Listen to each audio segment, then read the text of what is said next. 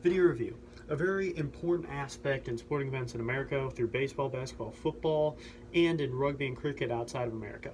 In soccer, we haven't seen a lot of video review until about 3 years ago when they implemented video assistant referee, as I'll refer to it as VAR. That's what I'm going to be talking about today, and I want to inform you on what VAR is and its impact on the game, both its benefits and its burdens. So, what is video assistant referee? Video assistant referee is another official added to the game of soccer in which he sits in a booth that has TVs all around him and he rewatches controversial or missed calls.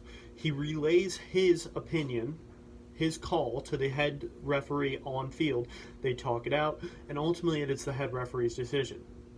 Okay?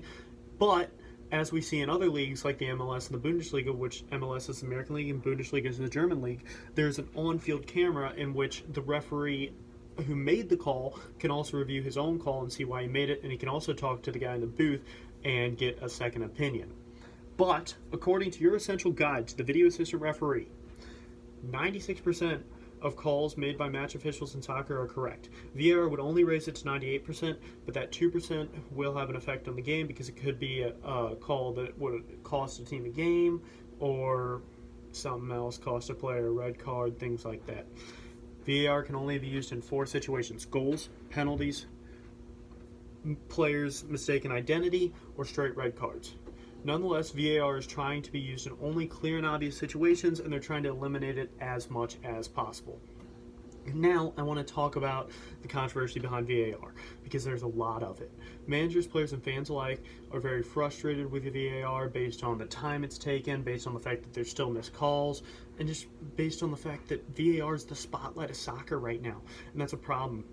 So, VAR has brought the referee's competency into question. If they miss a call, it gets overturned by VAR, they're seen as less competent. If they don't have to use VAR, if they're correct, then they're seen as more competent, obviously.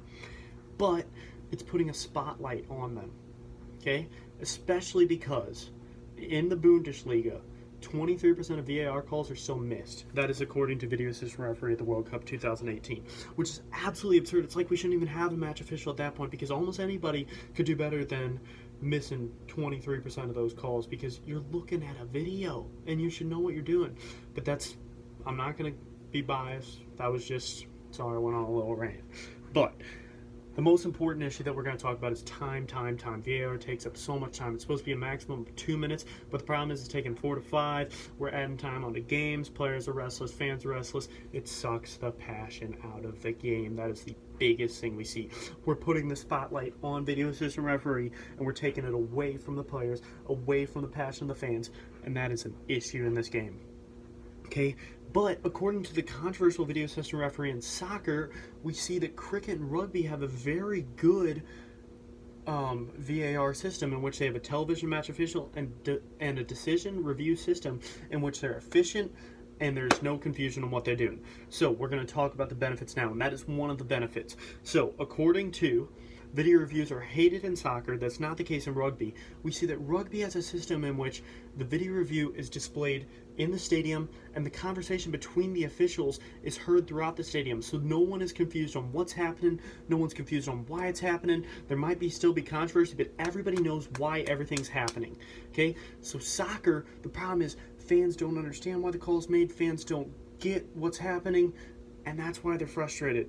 Now, we can also look at some specific statistics. So according to VAR World Cup statistics released, we can see that 99% of match-changing calls were correctly called in the World Cup, which is awesome, okay?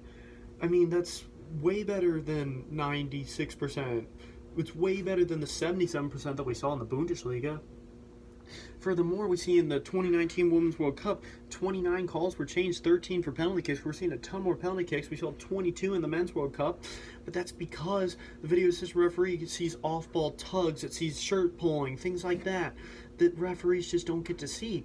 And that's a good thing, because now fouls are down 17% in that World Cup because players said that they're afraid to do anything off the ball because they know they're being watched 24/7. So ultimately, VAR is still a very young idea in soccer, but so far it's a ticking time bomb. Fans, players, managers, they're all so mad, okay? But I truly believe that it's not when video assistant referee will be successful, it's if it'll be successful. Because at this point, there's so much controversy around it that yeah, we might. They've talked about possibly taking it away because of all the uproar around it, but there is a very good possibility that it could be very beneficial to the game, and I would like to see that because I would like to see correct calls, and I think everybody else would too. They're just mad about the time, the fact that we're still missing calls. But again, it's young. We gotta wait. Thank you.